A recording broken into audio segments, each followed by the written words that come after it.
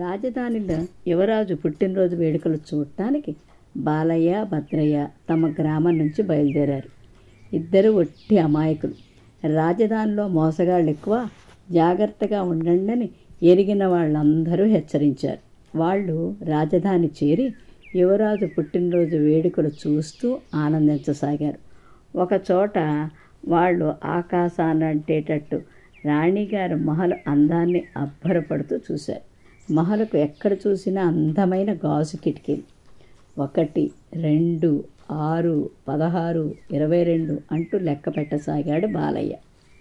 వాడి లెక్క ఇంకా పూర్తి కాకుండానే ఎక్కడి నుంచో ఒక పౌర మీసాలవాడు వచ్చి, ఎన్ని కిటికీలు లెక్క పెట్టావు అంటూ ఉరిమినట్టు అడిగాడు. బాలయ్య భయపడిపోతూ 16 అండి అన్నాడు. అయితే 16 రూపాయలు ఇవ్వు అని గద్దించాడు కోర మీసాలవాడు. బాలయ్య వాడికి సంచిలోంచి 16 రూపాయలు తీసిచ్చాడు. వాడు శరవేగంతో పక్క వీధిలోకి మాయమయ్యాడు. చూసావా బాలయ్య ఎలా మోసపోయామో అన్నాడు భద్రయ్య ఏడుపు ముఖంతో.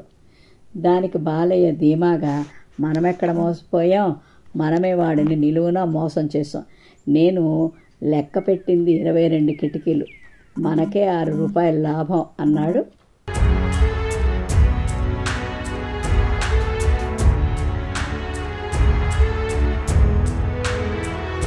మీరు మరిన్ని వీడియోలు చూడాలంటే మన ఛానల్ను సబ్స్క్రైబ్ చేయండి. పక్కనున్న బెల్ ఐకాన్ని ప్రెస్ చేయండి.